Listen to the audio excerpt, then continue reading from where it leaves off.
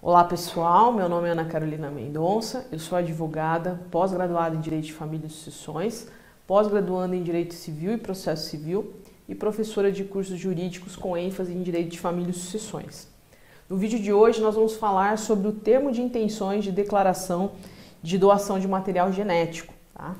Então, para quem não sabe, quando a gente fala em inseminação caseira e busca uma ação judicial para obter o registro dessa criança a vida por inseminação caseira, a gente vai precisar de uma série de documentos para instruir essa ação, que depois num vídeo específico eu vou tratar. Mas hoje eu quero falar um pouquinho com vocês sobre esse termo de intenções de doação de material genético, né?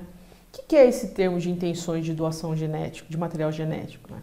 Bom, primeiro é importante a gente entender que isso é uma questão muito controvertida, porque, a bem da verdade, nós estamos diante de um direito indisponível. Então, quando uma pessoa busca um banco de sêmen para fazer doação de sêmen, ela vai ter ali algumas normas deontológicas do Conselho Federal de Medicina, como uma resolução, por exemplo, de 92, que fala sobre o sigilo do doador.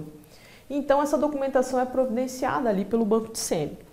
Quando a gente está falando de uma inseminação caseira, a gente não tem nada disso, né? Nós não temos nenhuma regulamentação.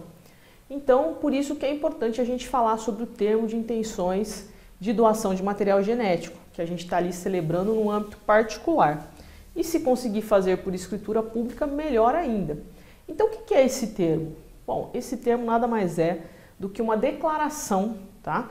Emitida por aquele doador do material genético, dizendo em que termos que ele fez aquela doação. Então ele vai declarar que ele fez a doação do material genético dele àquele casal específico, tá? Que ele não tem interesse em futuro reconhecimento da filiação dessa criança, que ele não recebeu dinheiro por aquela doação e que não houve conjunção carnal, houve tão somente uma doação sem contato físico, tá?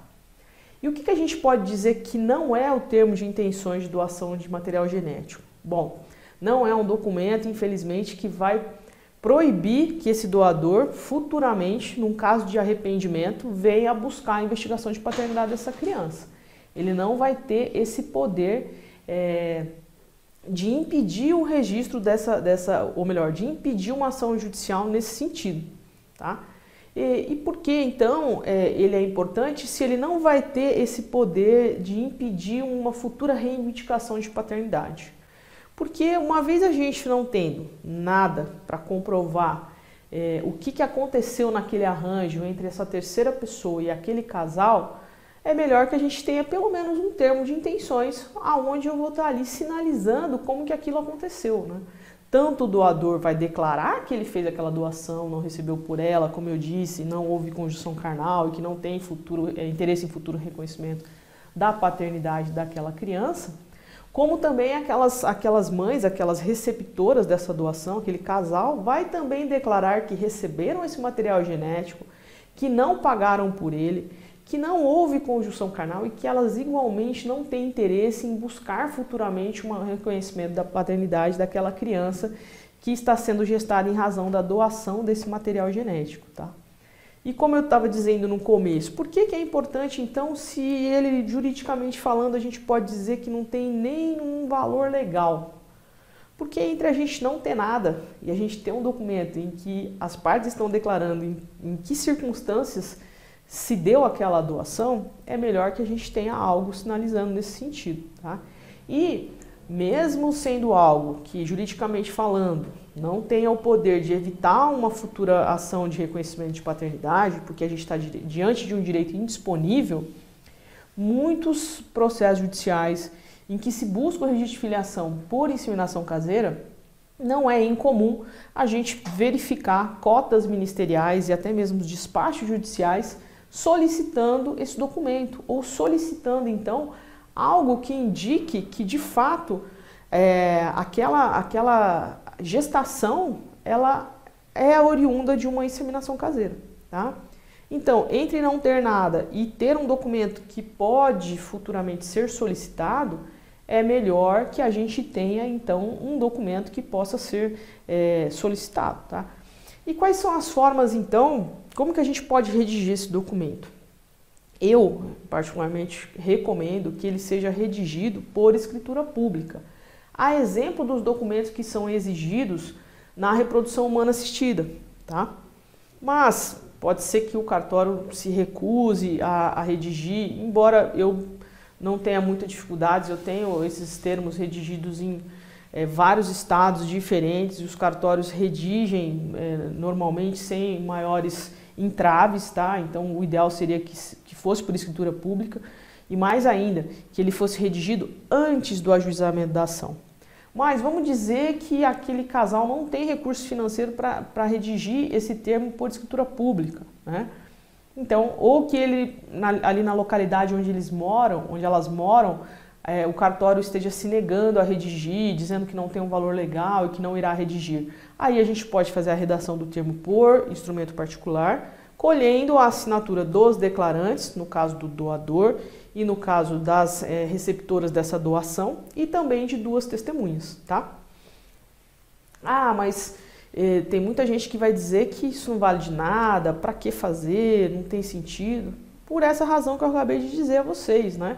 Eu prefiro ter um documento que tem uma validade questionável, até não tem uma validade legal, e que eu consiga ali acatar, né, cumprir uma cota ministerial, do que eu ser surpreendida com um pedido desse pelo promotor ou pelo juiz, e eu não tenho o documento, e aí eu vá produzir o documento posteriormente, e ele venha a ser negado, dizendo que foi um documento produzido de maneira aleatória, que eu peguei qualquer terceira pessoa, e que eu não tenho como comprovar que de fato esse documento foi firmado pela pessoa que doou o material genético, ou então eu possa ter um entendimento de que não há prova nenhuma de doação do material genético, tá?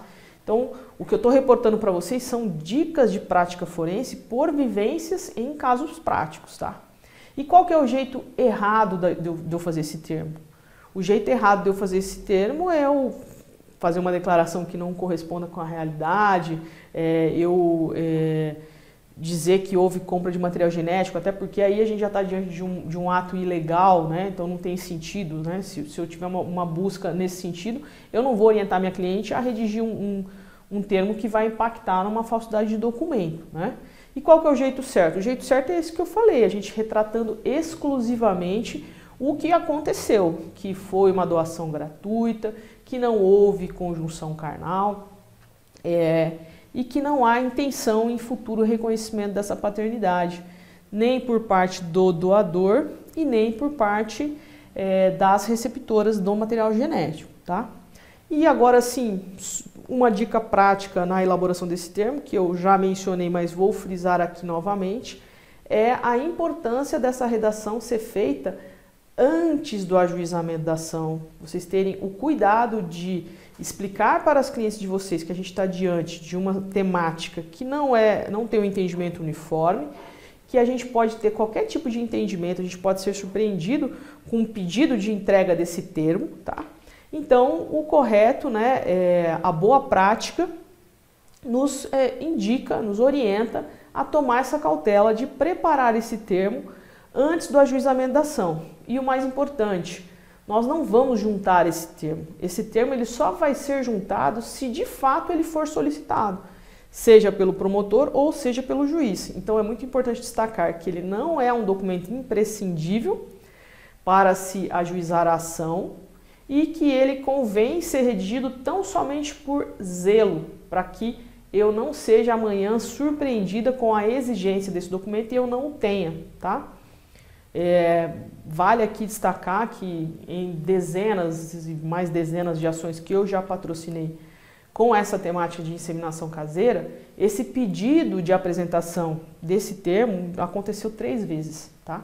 Mas nós, advogadas e advogados, quando nós buscamos uma especialização, seja em que área for, convém que a gente se resguarde e zele pelo interesse do cliente, chegando na frente do que pode acontecer.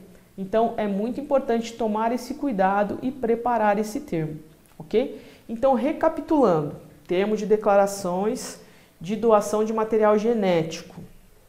A finalidade principal dele é nos prevenir de uma futura solicitação de algo nesse sentido, é fazer uma prova de que de fato houve uma inseminação caseira, tá? Lembrando que ele não tem o condão de evitar um futuro reconhecimento de paternidade, tá? Por parte desse doador ou até mesmo por parte dessas receptoras, tá? Porque a gente está diante de algo que nós temos na nossa legislação como direito indisponível. Então a finalidade dele é tão somente instruir o processo judicial se necessário e nos precavermos de uma eventual solicitação por parte do juízo, ok? Espero que vocês tenham gostado dessa dica. Obrigada pela atenção, nos vemos no próximo vídeo.